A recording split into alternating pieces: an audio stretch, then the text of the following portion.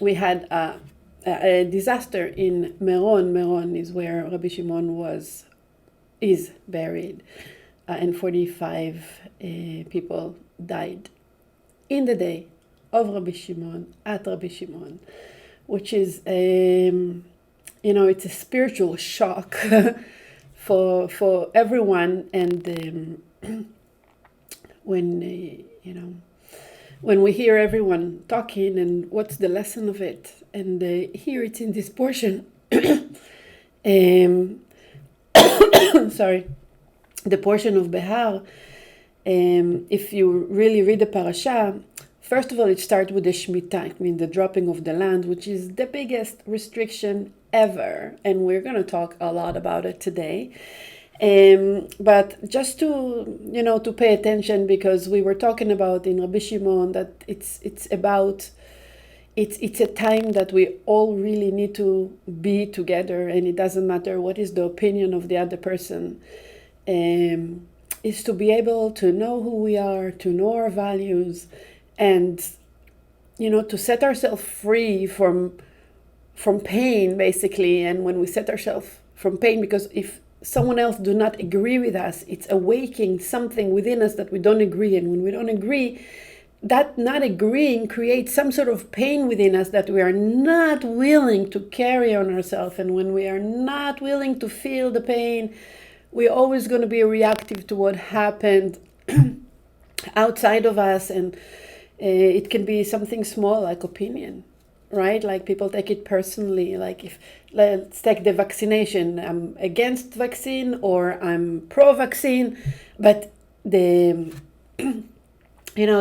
don't like vaccine, don't get vaccinated. You like vaccine, vaccinate yourself, But the anger, the feelings, the emotions that come with it, just an example for a lot of things that happen in the world.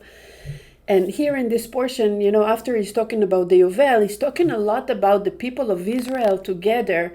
And the Creator is referring, or Moses, when he's writing here, the word of the Creator is referring to our fellow friends as brothers. So the word brother is showing in this portion so many times.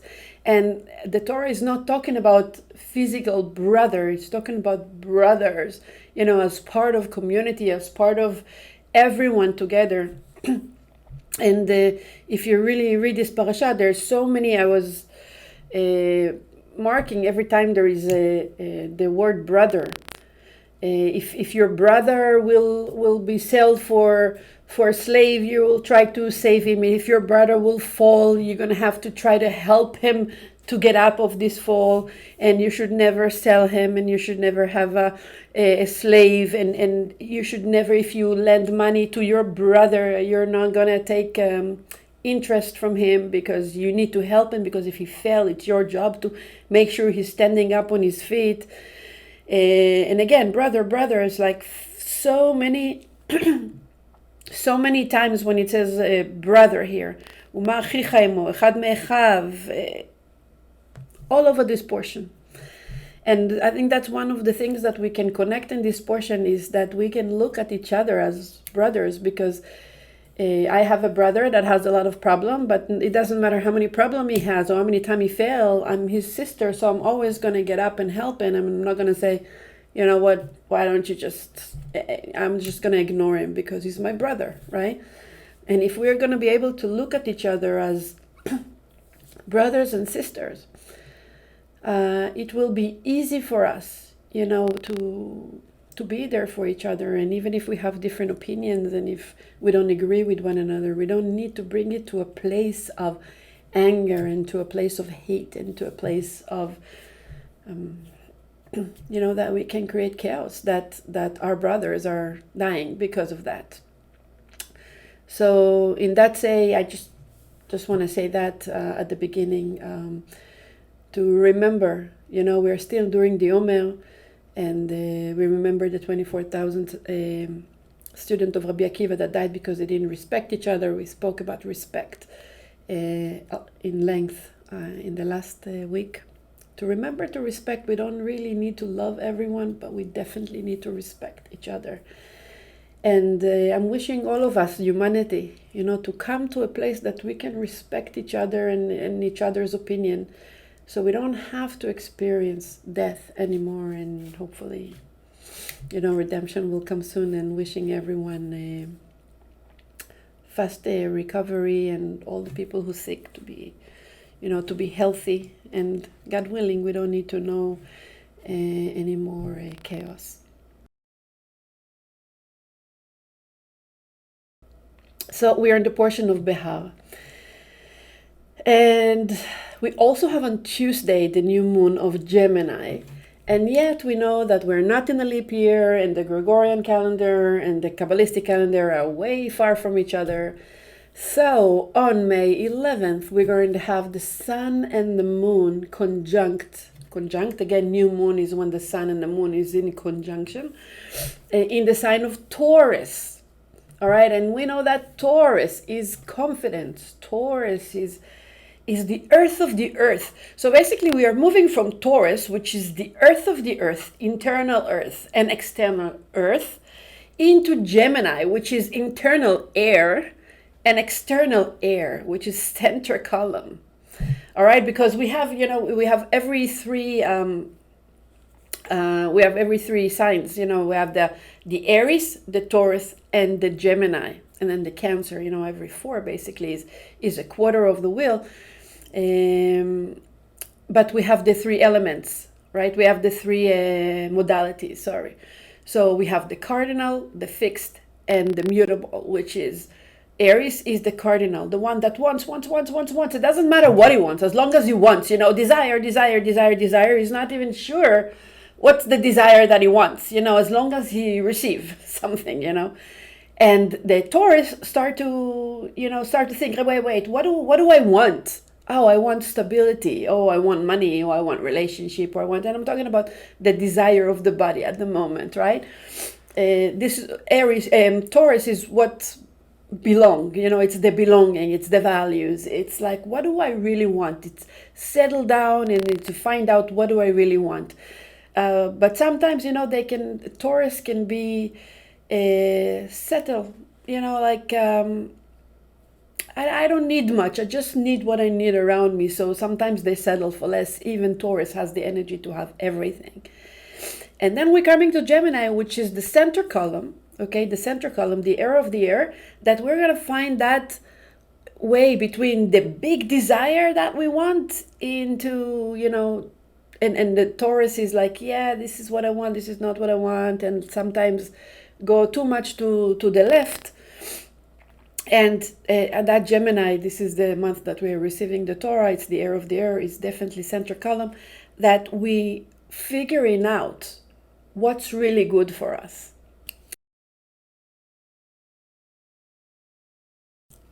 The sun and the moon is conjunct in the sign of Taurus. And not only that they're conjunct in the sign of Taurus, they're also conjunct a point that called the black moon. The moon has many points. There is the moon. That when we're talking about the moon, if you look at your moon, you see what sign is it. And the moon represents really the lack that we have in life. And you can see what is the trigger by only knowing your moon. That's why the moon is very important in people's charts. Because it shows us where are we refusing to feel pain. For example, I have the moon in Aquarius, right? So every time someone will tell me what to do, I will do the opposite. Why? Because the moon is in Aquarius. You're not going to tell me what to do, and I'm just going to do the opposite. Why? Because I don't know, in any life, whatever it is, someone told me what to do and something happened, and but it's like, so the moon in Aquarius is very analytical. Okay, so don't tell me, and don't touch the feelings. So nobody has to. So we don't have to. So I don't have to feel the pain. So everything is analytical, analyzing the pain instead of feeling it. People has moon in Virgo. Moon in Virgo will be the order, the very organized that way, that and when things are not organized, the person feel pain. So it's not just organized physically, it's everything in life has to be organized. He needs to know exactly what he's doing in every moment, and everything has to be everything has to be organized that way. A person who has moon in Pisces, sometimes they feel outside of control, and they're really trying. Every time there's out of control, they really want to feel that control, and they don't want to feel the pain of being outside of control. So they'll try to manage everything, or not manage everything. Sometimes it's the opposite, to run away and to escape. So every time there is the moon, it's a point in life that we refuse to feel the pain. We're reactive to that pain. And when we're just going to look like where that pain is, and we're just going to learn to live with it. And then we have the points of the moon, right? Which is the north node and the south node, which is, they're not physical bodies, but they're places that the nodes of the moon, whatever. So there are places that every time that the sun meet the nodes or the moon meet the nodes, we have eclipses and things are changing in our life, because everything that has to do with the moon is very, very, very important. Okay, it has to do directly with our correction. So now when we have the sun and the moon in Taurus and conjunct the sun and the moon, we're going to have the black moon. All right, the black moon again is a point. It's not a planet. That's, Kabbalistically we said it's the Lamed Yud Taf, which is the female aspect of the Satan, of the Satracha. And the job of the black moon is to create pain, or to create just because, I'm not gonna let you have it. That's the evil point in our, in our chart, when things are just not going well. And, if obviously it's an illusion, it's not even a point, but if we are like ignoring it, or we know that it exists somewhere in our chart, so we're just, we can overcome it. So we're not falling into the illusion of it. This is the illusionary place that tells us, in this area in life, you're not going to make it. And when we have the sun and the moon in Taurus, Taurus is about confidence. Taurus is about sustenance. It's about relationship. It's about a lot of things. We talked about it in the last few weeks, because we are in the month of Taurus. And when the black moon is conjunct the sun and the moon, it's to prevent us to have that confidence. It's trying to sabotage the confidence that we can have. And look at this whole portion of Behar. The portion of Behar, it's the story of the Shemitah. Shemitah means to drop. And the creator here is talking about the land, to drop the land. After 7 years, 6 years, 6 years, you should work the land, right? 6 shanim tizra sadecha. 6 years, you're going to plant seeds in your field. V'shesh shanim, you're going to pay, and then 6 years, you're going to pick up. And you're going to enjoy it. And in the 7th year, ובשנה השביעית שבת שבתון יהיה לארץ. And in the 7th year, you're just going to drop. Shemitah means to drop the land. Drop the land.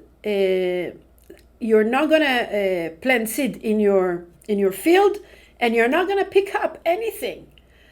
And okay, it's not like today.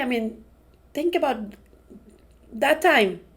All right, if you wouldn't plant seeds in your land, you have no food whatsoever, nothing.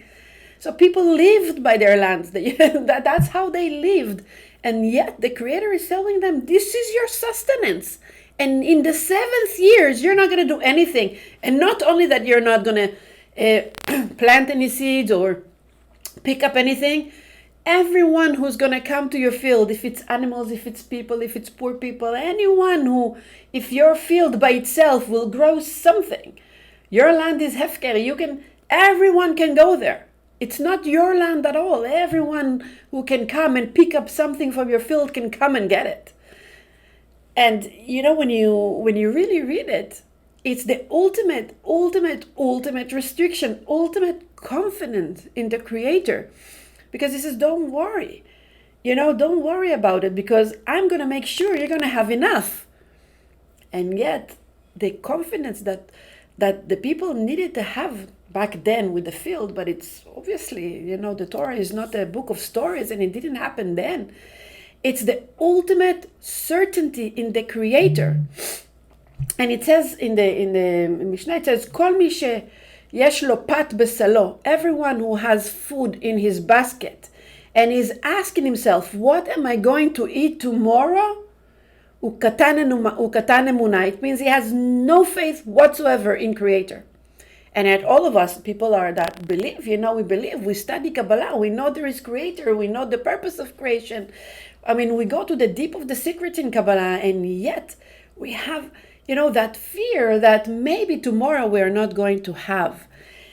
And that's the energy that we really receive here in this portion. That's why, the famous sentence, Ma kashur shmita lehar Sinai, because it says, Vaidaber Hashem el Moshe behar Sinai lamor, and God talked to Moses in the mounts of Sinai to say, right? And then he's talking about the shmita, the dropping of the land.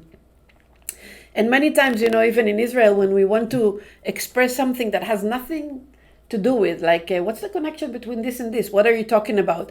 You always say, Ma kashur shmita lehar Sinai. What has to do the dropping of the land to Mount Sinai? What's the connection? Because it's the first thing that, the Creator is telling Moses about the Shemitah, because it's the seed level of everything, is the confidence that nothing really coming from us. Even, when you think that you make the effort and you plant the seeds and you working hard, how much money you're going to have, we are going to have at the end of the year, or at the end of the day, or at the end of time, has nothing to do with us. It really has nothing to do with us. It's really coming from Creator and Creator only. We have, as human beings, we have the all the time the desire to know the future. And why? We can be curious about it, right? But most and for all is because we want to feel safe. We want to feel safe. We want to know that tomorrow is going to be okay. All right? Where is that safety coming from? So we know that the human being, is made out of a body and a soul. The body came from the land, right? The Creator took dust or soil and made the body of the human being. And then he blew air into him, coming directly from the Creator, and created the soul. Okay, and we also know that within the Creator there's no change, there's no movement. It says, Ani Hashem lo shaniti, I am God, I didn't change. And the Creator doesn't change.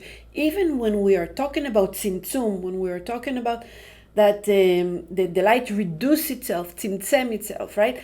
The light cannot really reduce itself. What it did, we are living in a world, and world in Hebrew is olam, and olam is from the word he'alem, concealed. And we talk about it in Ten Examination, we talk about it a lot in Kabbalah 1, everyone who knows Kabbalah knows that, right? So the light really concealed itself, not really reduced itself, because within the light there is no change in the light. So who's the one who really determined, like, how much light we can reveal?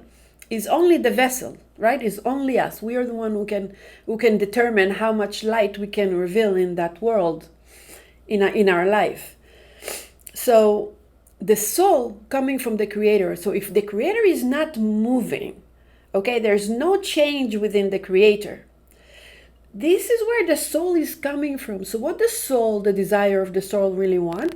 The soul just want peace of mind. Because the soul came from a place of peace of mind, of confidence, of not worrying, of, know that everything is going to be fine. That's what the soul want that confidence, that connection with the Creator. She come from there.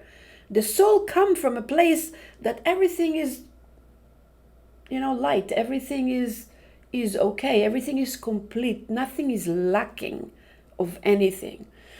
So the desire of the soul is really to come to a place of peace of mind. The body wants the same, but the body, because the body connects to the desire for the self alone, the body think that in order for the body to have a peace of mind is to have everything physical around, and like that to feel the peace of mind. That if I will know that tomorrow I will have money, then I'm going to be fine. And this portion talk a lot about sustenance, okay? So the soul is basically asking the body, I want peace of mind. The body wants the same. The soul is pushing the body to want peace of mind. But the way the soul wants peace of mind and the way the body wants peace of mind, it's totally different, ball games. And this is where we have the conflict, right? We like routine because when we know that everything is fine and we know that we're going to wake up tomorrow in the morning, even those of us who love changes, and not everybody like routine, but we also like changes, but still changes within I know what's going to be the outcome of it. Because the soul is screaming for stability. The soul needs stability because she had it at the endless. She come from there. And we want to know the future because we want to know that everything is going to be fine because we want to be in peace of mind. And yet we're coming to this world and we need to achieve that peace of mind regardless what we have in our life. But when we come to a place that we know that nothing is really coming from us, even it doesn't matter how hard we're going to work, and we see it in life all the time. It doesn't matter. A person can work from morning to night and will not have the same as a person who work 1 hour a day, tell his employee what to do, tack, tack, tack, and have billions of dollars. There is no correlation. There is no logic into how people make money. Same business, same effort, same community, same everything, and one person will make it and the other one will not make it. What we are trying to gain in this portion is that certainty that if we're coming to a place of peace of mind, when we're trusting 100% and we don't have that anxiety, because when we don't know the future and we don't know what's going to happen tomorrow, we are constantly living anxiety. And what we have right now in the sky, we have that Aquarius energy and Taurus. So if you really see what's happening in the world right now, is that we have the sun and the moon in this new moon, right? We have the sun and the moon in Taurus that needs the stability, the physical stability. We have the black moon there that tells us, all of us, no, you should worry because that black moon is, remember, the one that wants to just give it to us. All right, so the sun and the moon are very confident, and Uranus is in Taurus as well. So Uranus is the hurricane that is breaking everything that is stable, because Taurus is stability. All right, so when we're coming to a time that in one hand we have that sun and the moon in Taurus, so it's time to really manifest a lot of things. So imagine the ultimate, that we are doing what we're doing and we are working on our values and we know what we're worth and we have confidence and we know what we need in life and we're working towards it, but we are not working with anxiety. We're working with peace of mind. We're working that we're going to do the best we can and whatever needs to come. All right, but we have these two forces that we can do that, and we have the other force that is shaking our ground. But the shaking the ground is not for us to suffer. The shaking our ground is to tell us, guys, it's going to be fine. Just trust, just have confidence. And if you work from a place of peace of mind, things will be okay.